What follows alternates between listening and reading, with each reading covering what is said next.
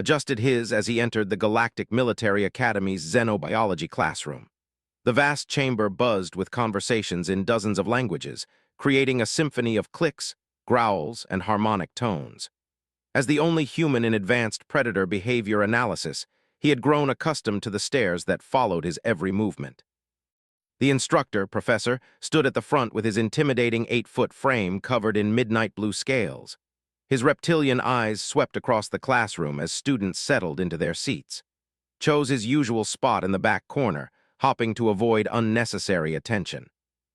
"Today we examine apex predators from across the galaxy," Professor announced, his voice carrying the natural authority of a species that had ruled their food chain for.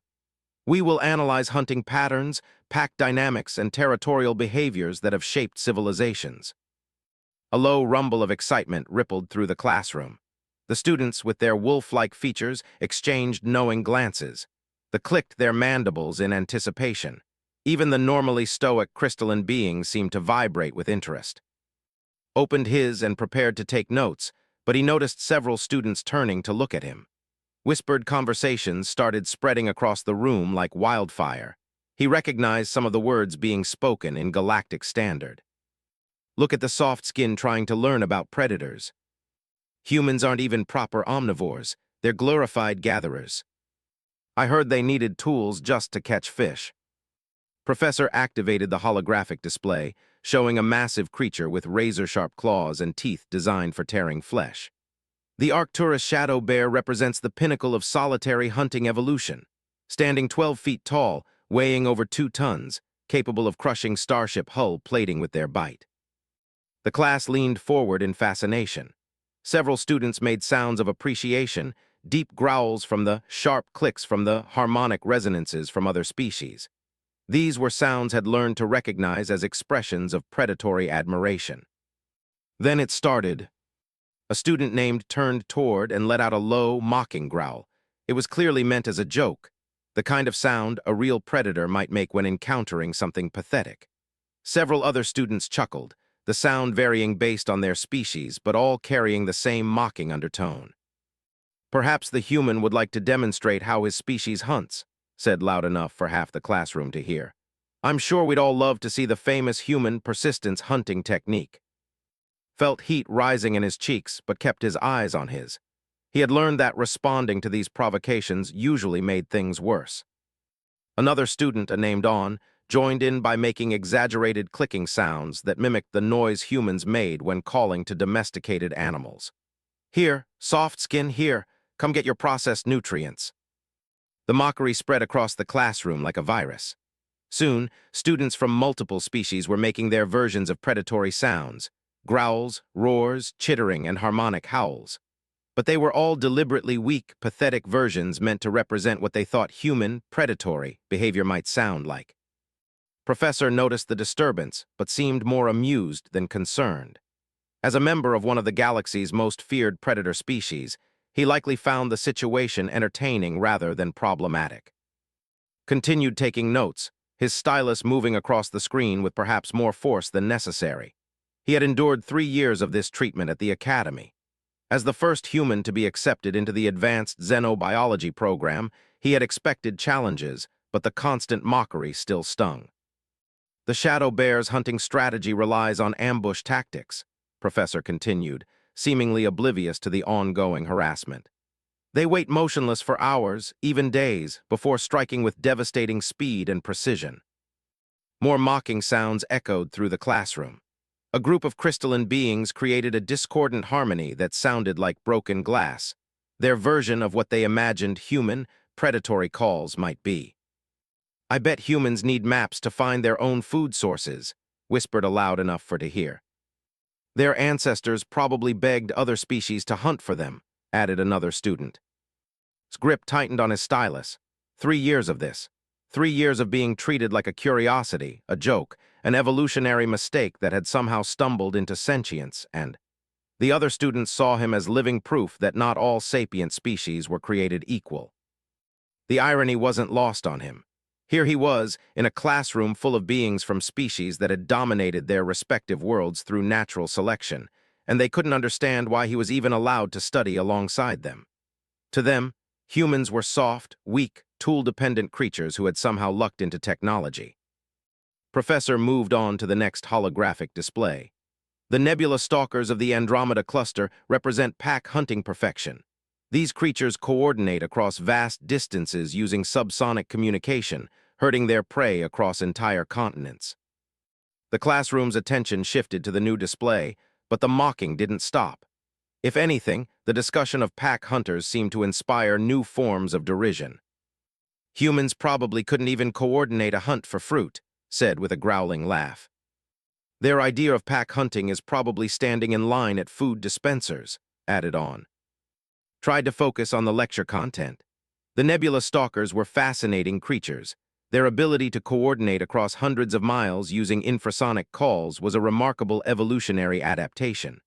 Their pack structure was complex, with specialized roles for scouts, drivers, and ambush specialists. But the ongoing harassment made concentration impossible. Every few minutes, another wave of mocking sounds would ripple through the classroom. Predatory calls transformed into pathetic whimpers. Hunting roars became pitiful squeaks. The students were having too much fun with their game to stop. Perhaps, said a new voice belonging to a towering student named the human could show us how his species hunts the dangerous classroom chair. The comment sparked fresh laughter and a new round of mocking sounds. Finally looked up from his. Around him, dozens of beings from some of the most formidable predator species in the galaxy were making sounds designed to mock and humiliate him. Their eyes gleamed with the kind of predatory satisfaction that came from cornering weaker prey. For a moment, he considered just leaving, walking out of the classroom, out of the academy, back to Earth where he wouldn't have to endure this constant reminder of humanity's perceived weakness. 3 years of this had worn him down more than he cared to admit. But something inside him rebelled against that thought. These students thought they understood predation because their species had evolved natural weapons and intimidating size. They thought they knew what it meant to be apex hunters because their ancestors had dominated through physical prowess alone. They had no idea what they were dealing with. Closed his and slowly stood up. The movement caught the attention of several nearby students, and gradually, the mocking sounds began to fade as more beings noticed he was on his feet. "Is there something you'd like to share with the class?" Professor asked, his tone carrying mild annoyance at the disruption. Looked around the classroom, meeting the eyes of students who had been tormenting him. He saw amusement, superiority, and a kind of casual cruelty that came from beings who had never questioned their position in the natural order. "Actually, yes," said quietly, "there is something I'd like to share." The classroom fell silent. Even Professor seemed surprised by the human's sudden willingness to speak up. Walked slowly toward the front of the class, his footsteps echoing in the sudden quiet. He could feel dozens of predatory gazes following his movement, but for the first time in 3 years, he didn't feel intimidated by them. "You want to hear human predatory sounds?" he asked, his voice carrying clearly through the large chamber. Several students exchanged glances. Leaned back in his chair with a confident smirk, clearly expecting whatever the human might do to be as pathetic as everything else about his species. Stopped in front of the holographic display, turned to face the class, and smiled. It wasn't a friendly smile. It was the kind of smile that had once made early humans prey animals run for their lives, even though they couldn't quite understand why. "The thing about human predatory behavior," said conversationally, "is that most species in this galaxy have never actually experienced it." He paused, letting that statement hang in the air. "You see, when humans hunt, we don't announce ourselves with roars or growls. We don't need to establish dominance through intimidating displays. We don't hunt with claws or fangs or natural armor." Began walking slowly along the front row of students, still wearing that unsettling smile. "When humans hunt, we do something that apparently no other species in this galaxy has quite mastered." He stopped walking and turned to face the full classroom. "We disappear." The silence in the room was now complete. Even the ambient hum of the Academy's systems seemed muted. For 6 million years, humans hunted the most dangerous prey on one of the most dangerous worlds in the galaxy. We didn't do it with superior strength or speed or natural weapons. We did it with something much more terrifying. His voice dropped to barely above a whisper, forcing every student to strain to hear him. We did it with patience, with intelligence, with the absolute certainty that no matter how fast you run, no matter how well you hide, no matter how dangerous you think you are. His smile widened. Eventually, we will find you. The classroom remained silent, but something had changed in the atmosphere. The casual amusement had vanished from many faces, replaced by uncertainty and something that might have been the beginning of unease. Wasn't finished. The silence stretched for several heartbeats before continued, his voice still quiet but carrying an edge that seemed to cut through the air. You mock human hunting techniques, but I wonder if any of you have actually studied them. He gestured toward the holographic display that still showed the nebula stalkers. Professor, would you mind bringing up some data on human persistence hunting? Professor's reptilian features showed surprise, but his scholarly curiosity was evident. He manipulated the holographic controls, and new images appeared showing early human hunters pursuing various prey across vast savannas. Persistence hunting, said, his voice growing stronger. The most efficient hunting technique ever developed by any species on Earth. Humans would identify their prey, animals faster, stronger, and better armed than themselves, and simply start following them. The hologram showed human figures jogging after antelope, zebras, and other swift creatures. The prey would run. Of course they would run. They were faster than humans, had better reflexes, superior senses. They would leave the human hunters far behind, disappearing over hills or into dense vegetation. The humans would lose sight of their quarry completely. Walked closer to the display, his movements deliberate and controlled. But humans never stopped following. Not when they lost sight of their prey, not when night fell, not when storms came, not when the trail seemed cold and hopeless. They would track scattered footprints, broken twigs, disturbed grass, the faintest scent traces, for hours, for days, sometimes for weeks. A student named shifted uncomfortably in her seat. The clicking sounds she had made earlier to mock now seemed foolish in retrospect. The prey would rest thinking they had escaped. They would eat, sleep, tend to their young. But always somewhere behind them the humans were coming, not running anymore, just walking, always walking, following a trail that seemed impossible to follow. His voice took on an almost hypnotic quality as he described the ancient hunt. The prey would catch glimpses of their pursuers and run again, faster this time, more desperately. They would use every evasion technique their species had developed over millions of years of avoiding predators. They would double back, cross streams, leap from rock to break their trail. The hologram shifted to show the exhausted prey animals, their tongues hanging out, their movements becoming increasingly erratic. But humans had been perfecting pursuit for 6 million years. There was no trick, no evasion, no hiding place that previous prey hadn't already tried. The humans would adapt their tracking to every terrain, every weather condition, every desperate strategy their quarry employed. Turned to face the classroom directly. Many of the students who had been mocking him earlier now looked distinctly uncomfortable. Eventually, the prey would collapse from exhaustion, not wounded by claws or fangs, not brought down by superior speed or strength. Simply exhausted. Driven beyond their physical limits by the knowledge that somewhere behind them the patient hunters were still coming. A student near the front made a soft, whimpering sound, not mocking this time, but involuntary. This is how humans brought down mammoths, massive creatures with thick hides, deadly tusks, and the strength to crush trees. Humans would wound them with simple spears, then follow them for days until blood loss and exhaustion did what no human could do through direct confrontation. Pause to let the implications sink in. But persistence hunting was just the beginning. As humans developed technology, they became more patient, not less, more methodical, not more desperate. They learned to make prey come to them. Professor, despite himself, seemed fascinated by the direction the lecture had taken. He brought up new holographic displays showing human hunting technologies through the ages.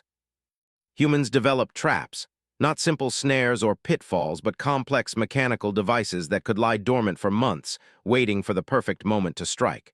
They would study their prey's behavior patterns, learn their routes, their feeding habits, their mating cycles. Then they would place their traps and simply wait. The hologram showed increasingly sophisticated hunting technologies.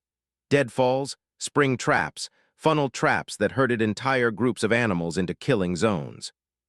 As human technology advanced, their patience became even more terrifying. They would spend generations studying enemy fortifications, learning weaknesses, developing countermeasures. They would wait for the perfect moment to strike, even if that moment might not come for years. Walked back toward his seat, but stopped halfway. You want to know the most frightening thing about human predatory behavior? It scales. A human can persistence hunt a single antelope across 50 miles of savanna, but they can also coordinate persistence campaigns against entire civilizations. The classroom was completely silent now. Even the background hum of the Academy's systems seemed to have faded away. Humans have spent centuries hunting enemies who thought themselves safe behind massive fortifications, vast distances, or superior technology. They would probe defenses, gather intelligence, develop new weapons and tactics. They would wait for their enemy to make mistakes, to grow complacent, to reveal weaknesses. His voice dropped again, forcing his audience to strain to hear. And when the moment was right, when their prey was most vulnerable, humans would strike with absolutely devastating precision. Not with the mindless fury of an apex predator, but with the calculated efficiency of a species that had spent millions of years learning patience. He resumed walking toward his seat, but continued speaking. You mock human hunting sounds, but the truth is, when humans are actually hunting, they don't make any sounds at all. They become shadows. They become whispers in the wind. They become the feeling that something is watching you, but when you turn around, nothing is there. Several students involuntarily looked over their shoulders. The most successful human hunters were the ones their prey never saw coming. The ones who could track a target for months without being detected. The ones who could predict their quarry's behavior so perfectly that they could be waiting in exactly the right place at exactly the right time. Finally reached his seat but remained standing. On Earth there is a saying, man is the most dangerous game. It doesn't mean humans are dangerous because we're strong or fast or well-armed. It means we're dangerous because we never stop thinking, we never stop learning, we never stop adapting. Professor cleared his throat, clearly uncertain how to respond to this unexpected turn in his lecture. And most importantly, continued, we never stop hunting, not until we catch what we're after. The silence that followed was different from before. It wasn't the expectant quiet of an audience waiting for entertainment. It was the tense stillness of prey animals who had suddenly realized they might not be as safe as they had assumed. The who had initiated the mocking shifted nervously in his seat. His earlier confidence had evaporated, replaced by something that looked suspiciously like wariness. Of course, said, finally sitting down, that's all ancient history. Modern humans are civilized. We use our hunting instincts for academic pursuits, problem-solving, exploration. We've channeled our predatory nature into more constructive activities. He opened his and looked up with that same unsettling smile. Unless, of course, someone decides to treat us like prey. The implications of that statement hung in the air like a physical presence. Several students found themselves avoiding eye contact with, suddenly uncertain about the wisdom of their earlier mockery. Professor, after a moment of visible uncertainty, decided to regain control of his classroom. Well, yes, thank you for that, illuminating perspective on human hunting behavior. He manipulated the holographic controls, bringing back the original display of galactic predators. Perhaps we should return to our scheduled curriculum. But the atmosphere in the classroom had fundamentally changed. The casual mockery was gone, replaced by a new awareness that the quiet human in the back corner might not be the harmless curiosity they had assumed. Returned his attention to his, taking notes as if nothing unusual had happened. But his enhanced awareness, another legacy of his predatory heritage, told him that he was being watched by dozens of eyes. The difference was that now those eyes held respect rather than amusement. The lecture continued, but the dynamic in the room had shifted permanently. When Professor discussed the territorial behaviors of the thunder lizards, nobody made mocking sounds. When he described the pack hunting strategies of the wolf spiders, the silence was respectful rather than derisive. Continued taking notes, documenting the fascinating diversity of predatory evolution across the galaxy. But he was also aware that he had accomplished something important. He had reminded a roomful of naturally armed predators that there were different kinds of danger in the universe. As the lecture neared its end, Professor announced their upcoming assignment. You will be working in teams to analyze predatory behavior patterns. Each team will select a species and present a comprehensive analysis of their hunting strategies, social structures, and evolutionary adaptations. Students began forming groups immediately. Expected to be left out, as usual, but to his surprise, several students approached his seat. Said a crystalline being named, her harmonic voice unusually subdued. "Would you consider joining our research group? We're studying ambush predators, and your perspective on human hunting techniques might be valuable." Before could respond, approached from the other direction. "Actually, I was hoping the human might join our group," the said, his earlier arrogance replaced by something that looked like genuine respect. "We're analyzing persistence predation, and it seems we have a lot to learn about the subject." Looked around the classroom and realized that for the first time since arriving at the academy, he wasn't being treated as an oddity or a joke. He was being courted as a valuable team member by students who had finally understood that intelligence could be just as dangerous as claws and fangs. "I appreciate the invitations," said carefully. "Let me think about it." As the class ended and students began filing out, remained seated, organizing his notes. He was aware that his impromptu lecture had changed something fundamental about his position at the academy, but he wasn't entirely sure what the long-term consequences might be. Professor approached his desk as the classroom emptied. "That was quite an impressive demonstration, mister," the said, his reptilian features unreadable. "I don't believe I've ever seen a classroom of predator species look quite so thoughtful." Looked up at his professor. "I hope I didn't disrupt your lecture too badly, sir."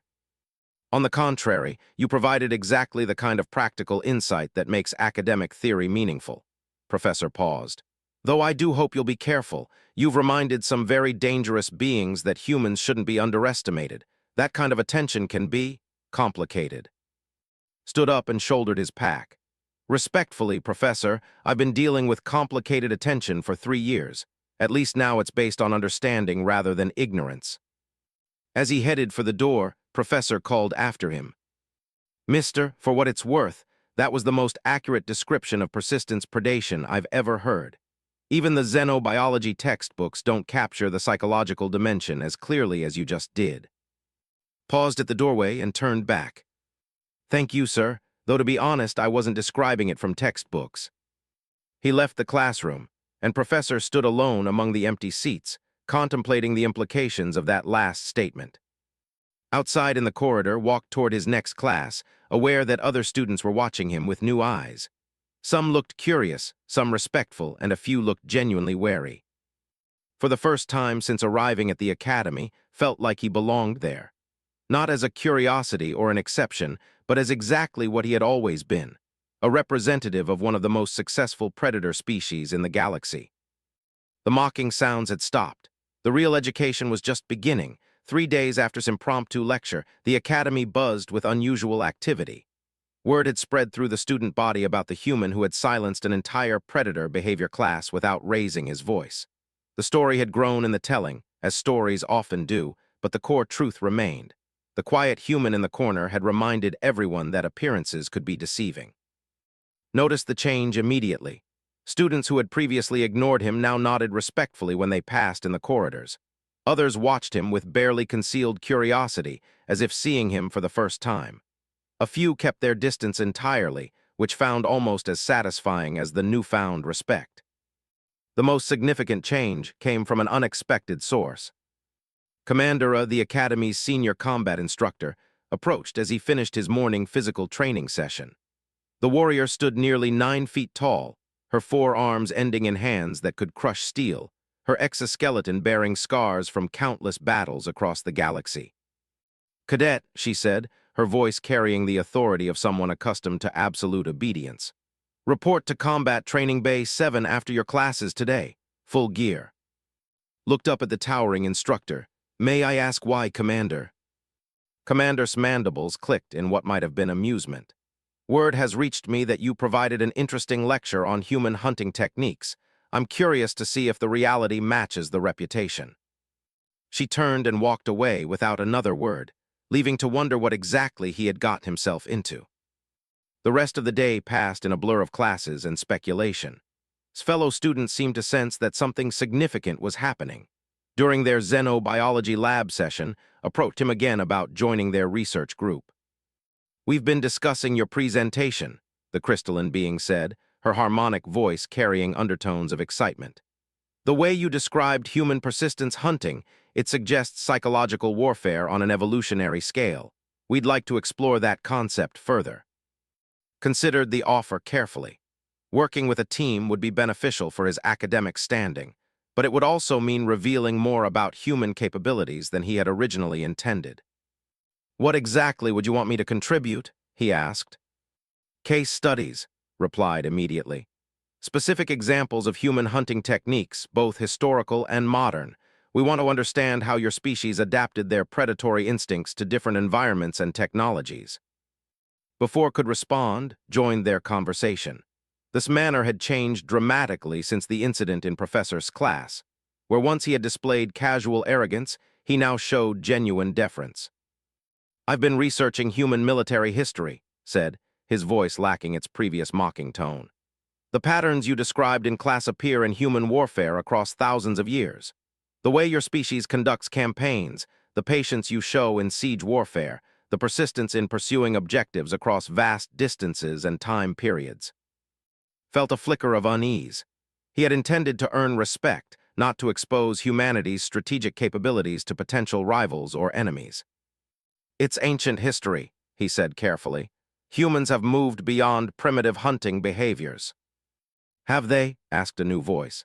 On the approached, her compound eyes reflecting the laboratory's lights in complex patterns. "I've been analyzing human exploration patterns, trade negotiations, even academic research methodologies. The same persistence, the same patient accumulation of advantages, the same willingness to invest enormous resources overextended to achieve specific objectives." Realized that his classroom demonstration had triggered exactly the kind of scrutiny he had hoped to avoid. These students weren't just interested in human hunting techniques for academic purposes. They were beginning to understand the strategic implications of humanity's approach to problem solving. "Perhaps we could discuss this over dinner," suggested. "An informal gathering to exchange perspectives on predatory evolution across different species." "I appreciate the invitation," said, "but I have other commitments this evening." He gathered his materials and left the laboratory, aware that the three students watched his departure with considerable interest. The truth was that needed time to think about the consequences of his actions. He had succeeded in changing his classmates' perception of humanity, but he was beginning to suspect that the change might be more dramatic than he had intended. That afternoon, made his way to Combat Training Bay 7. The facility was one of the Academy's most advanced training environments, capable of simulating combat conditions from dozens of different worlds. As he approached the entrance, he could hear the sounds of physical exertion and clashing weapons from inside. The training bay was enormous, with multiple levels connected by ramps and platforms. Various obstacle courses and weapons training areas occupied different sections of the space. Combat drones moved through predetermined patterns, providing mobile targets for students practicing with both ranged and melee weapons. Commander stood in the center of the main floor, observing a group of senior students as they engaged in hand-to-hand combat exercises. She noticed arrival immediately. "Cadet, excellent. Your reputation has preceded you to the combat training staff." Approached cautiously. "What kind of reputation would that be, Commander?" "The reputation of someone who understands that true predatory behavior is about psychology as much as physiology." Commander gestured toward the fighting students. "These cadets represent some of the most physically dangerous species in the galaxy. Superior strength, speed, natural weapons, enhanced reflexes. And yet, according to several reports, you managed to make them genuinely uncomfortable without moving from your seat." Watched the sparring matches. The students were indeed impressive physical specimens, and were engaged in a grappling match that would have been lethal to most humans, while a group of demonstrated coordination techniques that looked like a deadly dance. "I simply provided some historical context," said. "Historical context." Commander's mandibles clicked rapidly. "Tell me, Cadet, what do you know about the Academy's combat training philosophy?" Had studied the Academy's approach extensively before arriving. Integration of species-specific advantages within coordinated tactical frameworks. Each species contributes their natural strengths while learning to compensate for others' weaknesses.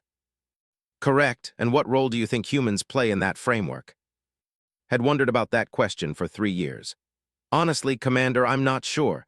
Human physical capabilities are inferior to most species here. We're not particularly fast or strong. Our reflexes are adequate but not exceptional.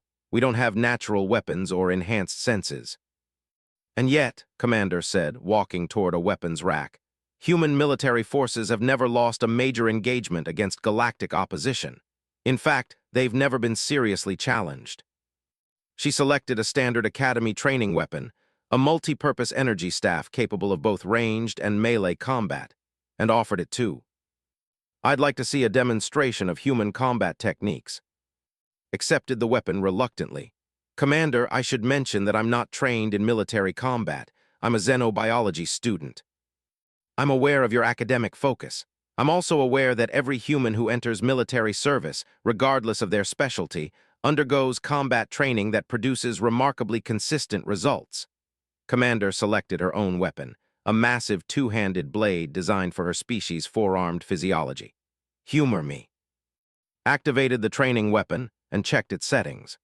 The Academy used sophisticated safety protocols that prevented serious injury while still providing realistic feedback for successful strikes. What exactly am I demonstrating, Commander? Whatever comes naturally. Commander moved to the center of the nearest sparring area, her weapon held in a ready position that showcased her species' intimidating reach and strength. Her movements flowed with the grace of a natural warrior, every motion economical and purposeful. Approached more cautiously. He had received basic self-defense training as part of his academy preparatory program, but nothing that would prepare him to face a senior combat instructor from one of the galaxy's premier warrior species. Begin when ready, Commander said. Circled slowly, studying his opponent's stance and movement patterns. Commander allowed him to observe, her four arms maintaining perfect weapon control while her eyes tracked his every step. After nearly a full minute of circular movement, suddenly reversed direction and closed distance rapidly. His attack came not from the angle his circling had suggested, but from a completely unexpected vector that forced Commander to adjust her defensive posture. The exchange lasted only seconds. His weapon contacted Commander's midsection just as her blade swept through the space where his head had been moments before. Both combatants stepped back to reassess. Interesting, Commander said. Again. The second engagement followed a similar pattern. Spent considerable time observing and positioning before committing to an attack. When he did move, his strike came from an unexpected angle and targeted an area that Commander had left momentarily undefended. This time, Commander's superior reach and experience allowed her to counterattack successfully, but not before had scored another touch. Again, they repeated the exercise 5 more times. Each engagement followed the same general pattern: extended observation, sudden commitment, unexpected angles of attack. Success rate was approximately 50%, which would have been impressive against any opponent but was extraordinary against one of the Academy's most skilled instructors. Finally, Commander called a halt to the exercise. Cadet, describe your combat strategy. Deactivated his weapon and considered the question. I don't have superior physical capabilities, so direct confrontation would be suicidal. Instead, I observed your movement patterns until I identified moments when your defensive positioning created temporary vulnerabilities. Then I committed to exploiting those vulnerabilities as quickly and efficiently as possible. And how did you determine when those vulnerabilities existed? Pattern recognition. You move with incredible skill, but there are still predictable elements to your technique. Small windows where your weapon positioning or footwork created opportunities for a smaller, faster opponent. Commander set down her weapon and studied with new interest. You just demonstrated the fundamental principles of human combat doctrine without any formal training in military tactics. Felt that familiar unease returning. I'm not sure what you mean, Commander. Observation, patience, pattern recognition, exploitation of opponent weaknesses, commitment to decisive action when opportunities arise. Commander counted off each element on her fingers. These are the same principles that human military forces use to defeat numerically and technologically superior opponents. She gestured toward the other students, who had stopped their own training to watch the unusual sparring match. Every species in this academy trains their warriors to maximize their natural advantages, learn to use their speed and pack coordination, develop their individual strength and endurance, perfect their swarm tactics and collective intelligence. Commander walked toward the observation area, where other instructors had gathered during the demonstration. Humans appear to be the only species that trains their warriors to neutralize their own natural disadvantages, while exploiting the predictable advantages of their opponents. Followed, uncertain whether this conversation was headed in a direction he would find comfortable. 3 years ago, Commander continued, the Academy's combat training staff requested access to human military training protocols. The request was on the grounds that such information was classified at the highest levels. She turned to face directly. After observing your performance today, I'm beginning to understand why. The implications of that statement struck with considerable force. His impromptu demonstration had apparently revealed more about human capabilities than he had realized.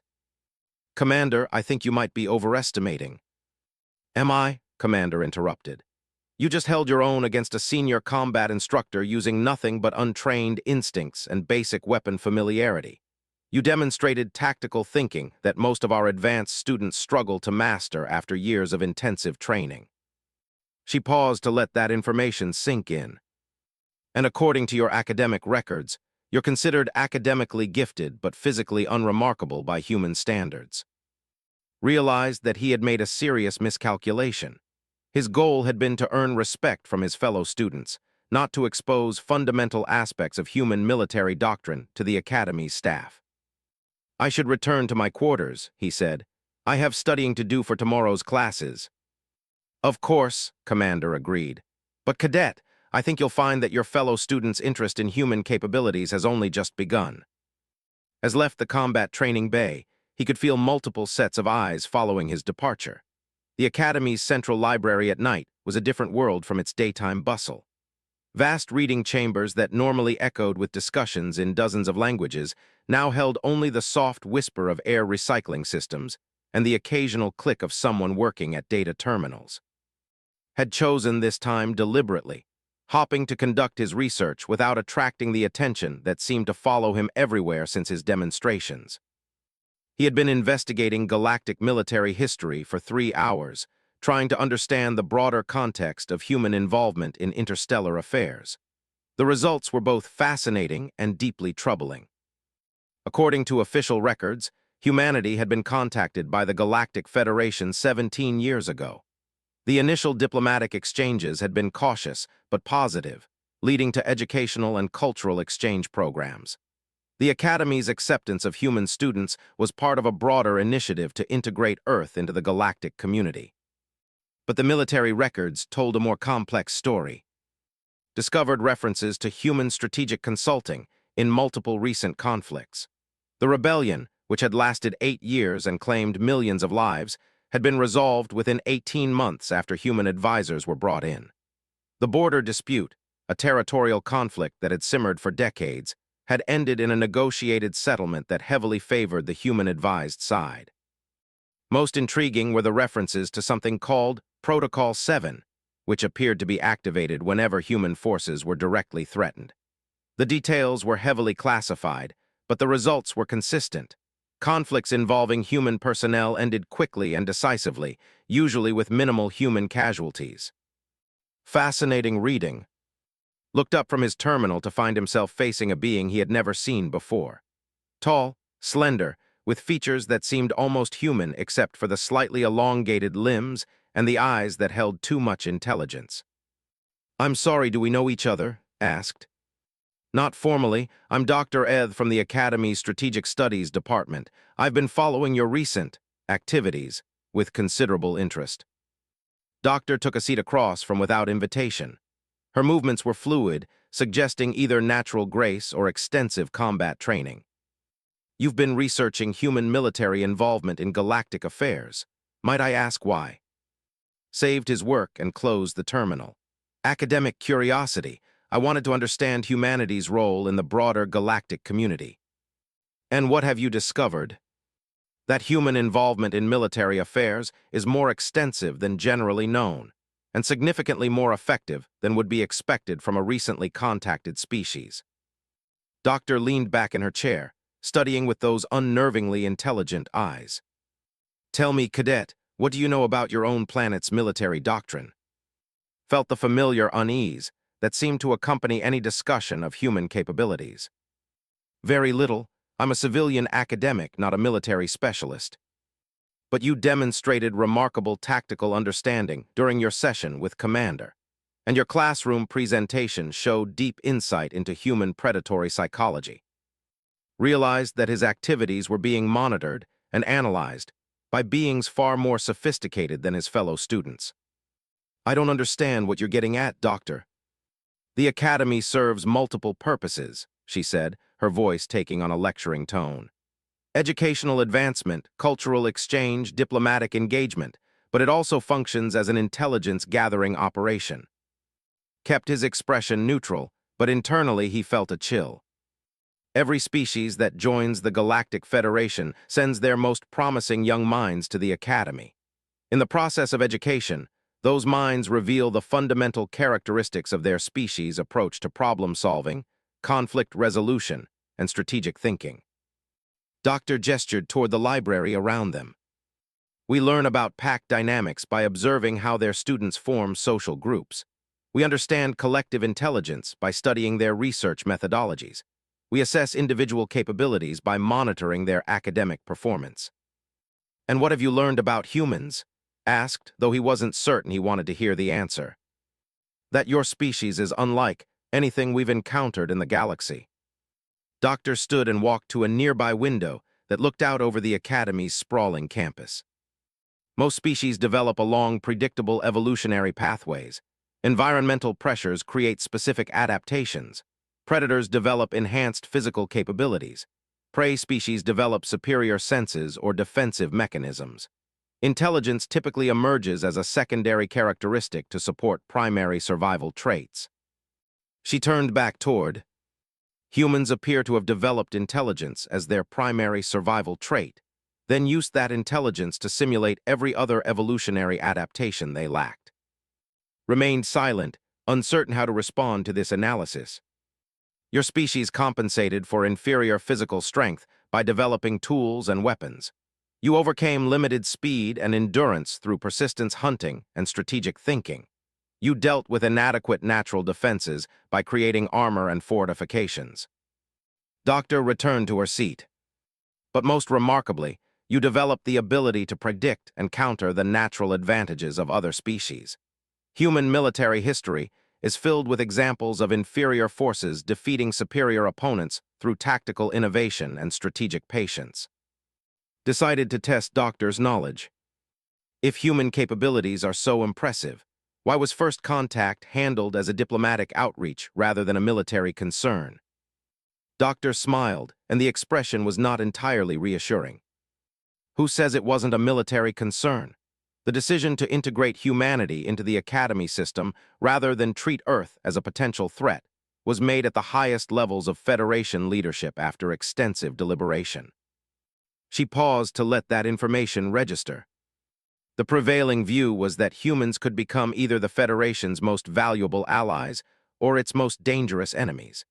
Educational and cultural integration was seen as the safest path toward the former outcome. Felt pieces of a larger puzzle clicking into place. You're studying human students not just to understand our species, but to assess whether we represent a long-term threat.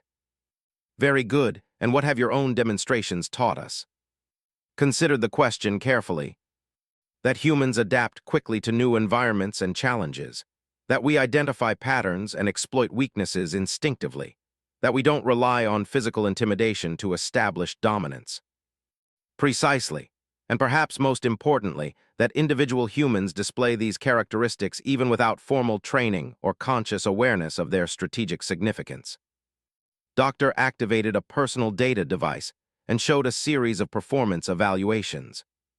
Your academic scores place you in the top 15% of all Academy students across all species. Your tactical demonstration impressed Commander, who has trained warriors from 67 different species. Your psychological insight silenced a classroom full of natural predators. She deactivated the device.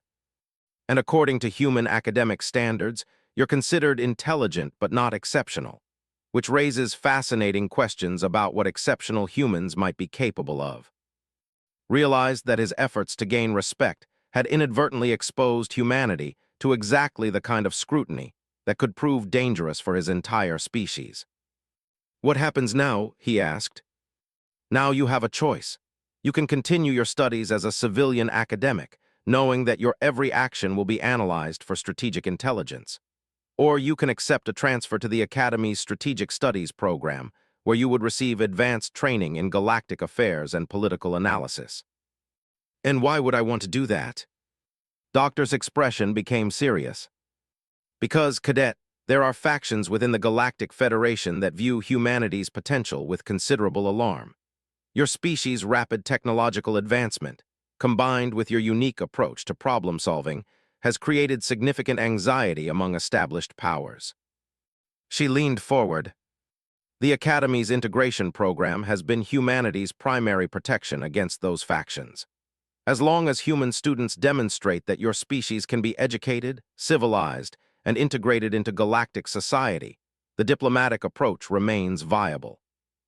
Felt the weight of responsibility settling on his shoulders. But if human students prove too dangerous, too unpredictable, or too threatening, that protection could be withdrawn. Exactly, which brings us back to your choice. You can continue as you have been, allowing others to interpret human capabilities through their own limited understanding. Or you can take an active role in shaping how your species is perceived and integrated into the galactic community. Stood and walked to the same window Doctor had used earlier. The Academy campus stretched out below him, a symbol of cooperation and shared learning. But now he understood that it was also a testing ground where the future of entire civilizations could be decided. If I accept the transfer, what would my responsibilities involve? Research, analysis, and most importantly, education. You would study the political and military dynamics that shape galactic affairs. You would help develop policies for human integration that benefit both your species and the broader Federation. And you would serve as a cultural interpreter, helping other species understand human motivations and capabilities. Doctor joined him at the window. You would also be trained to recognize and counter the kind of fear-based propaganda that some factions use to portray humanity as a threat. Thought about his fellow students' reactions to his demonstrations. What had seemed like innocent academic discussions could have far-reaching implications for billions of humans back on Earth. How many other human students have received this offer? You would be the first. Previous human students have been academically successful, but haven't demonstrated the combination of insight and capability that makes advanced training worthwhile. Realized that his decision would affect not just his own future, but possibly the trajectory of human-galactic relations for generations to come. I need time to consider this.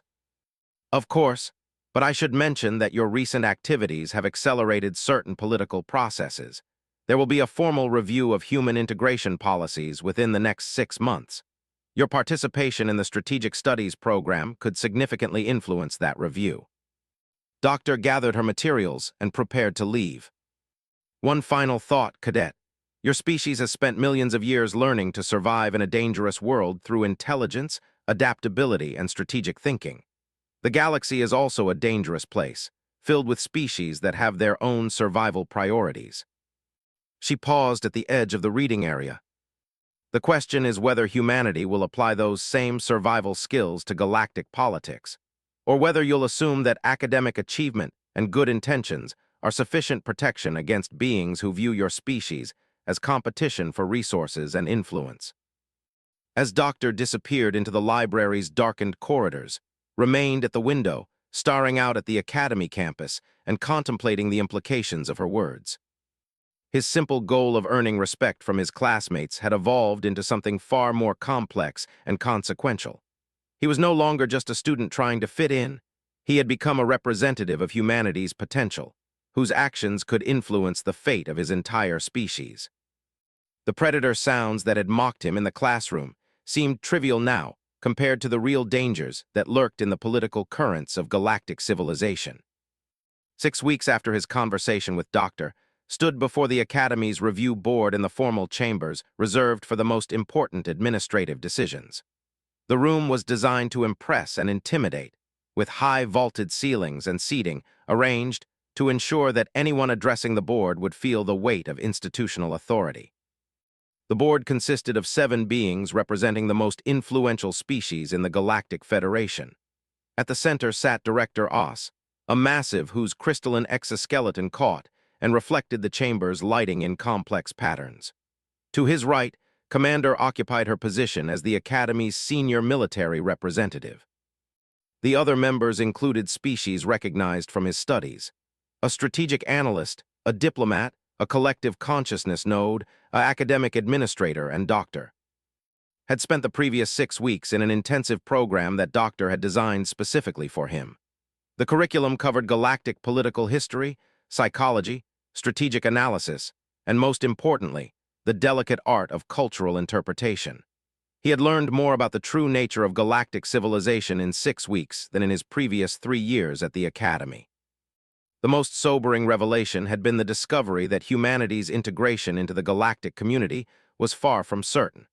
Multiple factions within the Federation viewed Earth's rapid technological advancement and unique strategic capabilities as potential threats to the established order.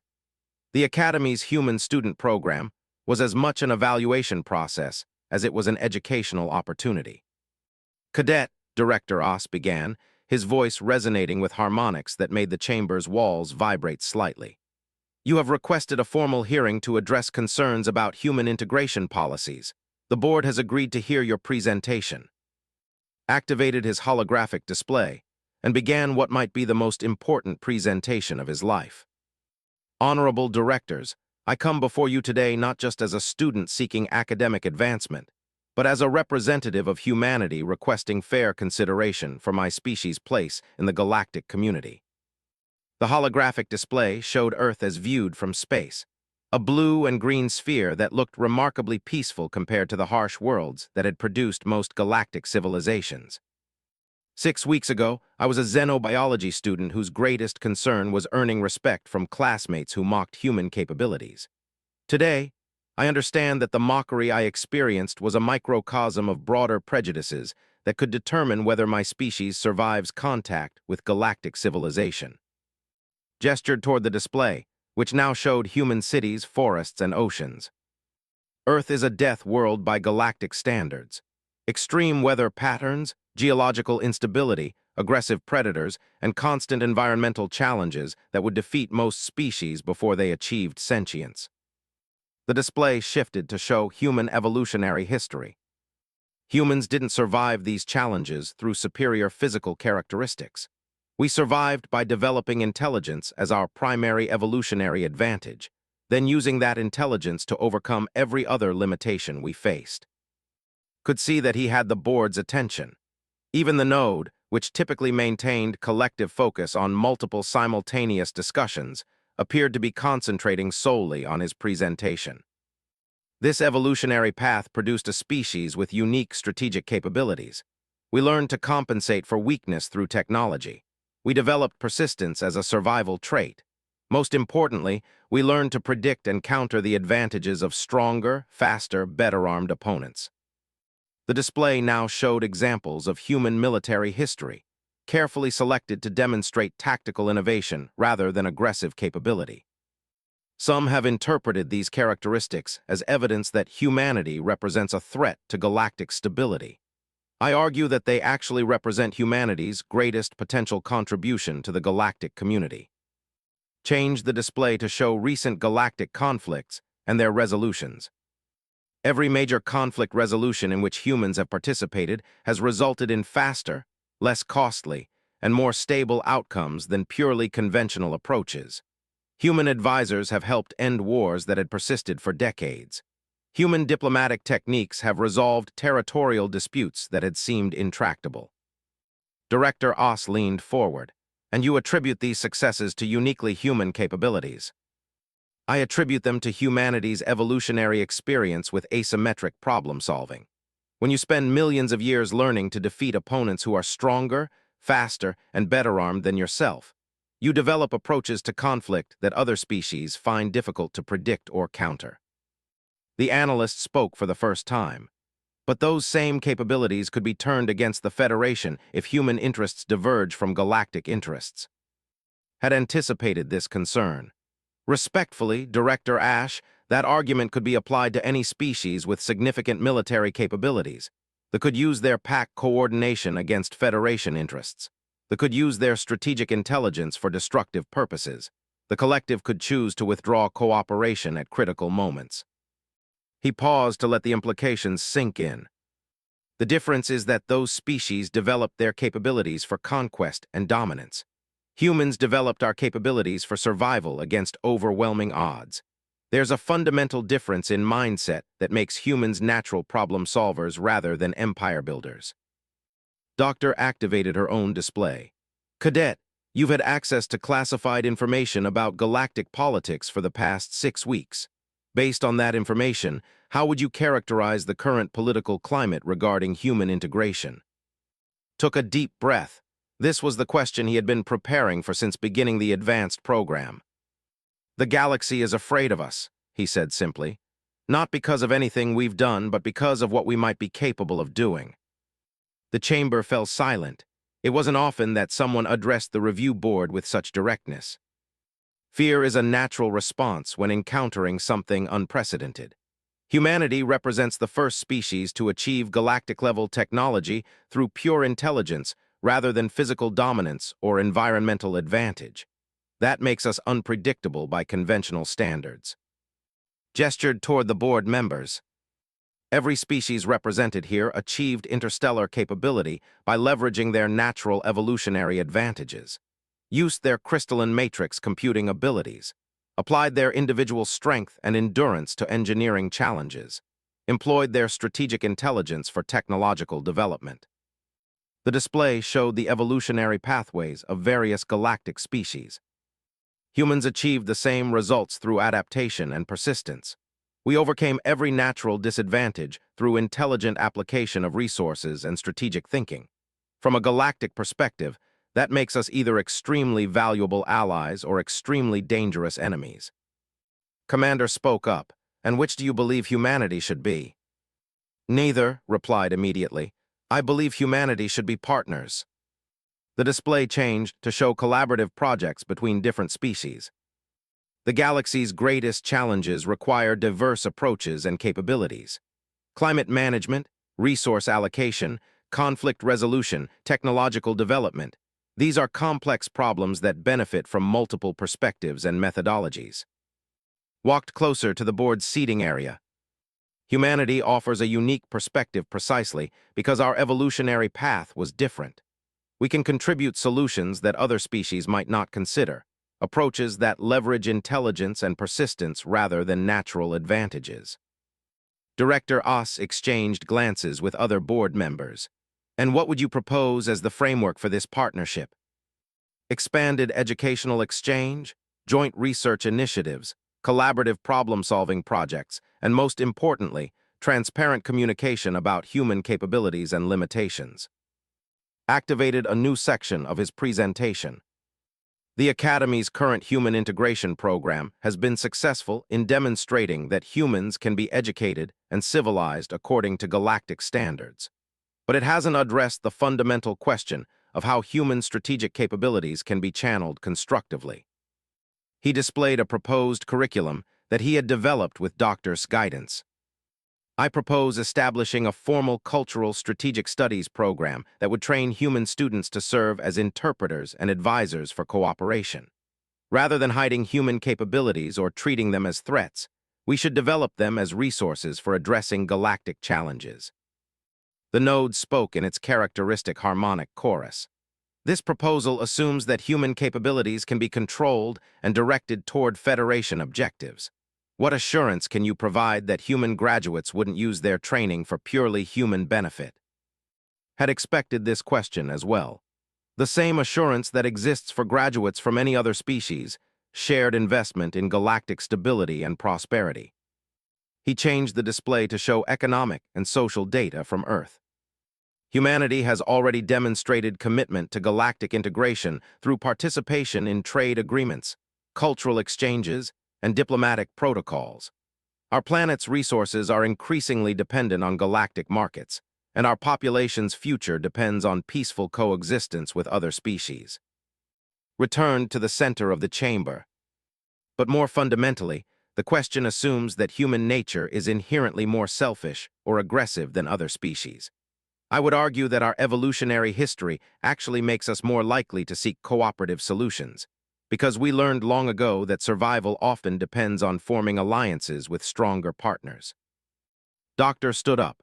The board should know that Cadet's performance over the past 6 weeks has exceeded all expectations. His analytical capabilities, strategic insight, and cultural interpretation skills suggest that human potential in these areas is indeed exceptional. She activated her own display showing test results and project evaluations. Perhaps more importantly, his approach to problem-solving has consistently emphasized collaborative rather than competitive solutions. When presented with scenarios involving resource conflicts or territorial disputes, he has invariably proposed outcomes that benefit all parties rather than maximizing human advantage. Commander added her perspective. From a military standpoint, Cadet's tactical demonstrations have shown that human combat capabilities are indeed formidable, but they're also highly defensive in orientation. Human techniques focus on neutralizing threats rather than projecting power, which suggests a fundamentally different approach to conflict than most species employ. Director Oss consulted privately with the other board members for several minutes before returning his attention to Cadet, you have made a compelling case for expanded human integration based on partnership rather than subordination or exclusion. However, implementation would require approval at levels far above this board's authority. Felt a mixture of hope and disappointment. I understand, Director. Therefore, Oss continued, this board will recommend to the Federation Council that the Cultural Strategic Studies program be established as a pilot project, with you as its first official participant. Struggled to maintain his composure. Thank you, Director. I won't disappoint your confidence.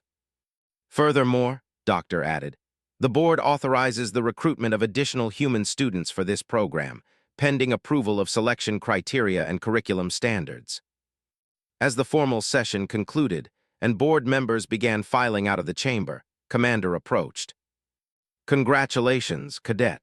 Though I suspect you'll find that earning this opportunity was the easy part compared to making it successful. Nodded, I understand the responsibility, Commander, and I'm grateful for the chance to prove that humans can be valuable partners rather than threats. See that you do, replied, because there are still factions within the Federation that would prefer to resolve the human question through less diplomatic means. As left the review chamber, he reflected on the journey that had brought him to this point. 6 weeks ago, he had been a student whose biggest concern was classroom mockery. Now he was the first human to be formally recognized as a strategic asset by the Galactic Federation. The predator sounds that had started this entire sequence of events seemed almost quaint compared to the real challenges that lay ahead, but had learned something important about humanity's place in the galaxy. They weren't just another species trying to fit in. They were partners with unique capabilities, preparing to help shape the future of galactic civilization. The real hunt was just beginning. Returned to his terminal and began researching with new urgency, knowing that his education had taken on dimensions he had never imagined. Word of his performance would spread just as quickly as news of his classroom demonstration had. For the first time since arriving at the academy, began to wonder if earning respect might prove to be more dangerous than enduring mockery.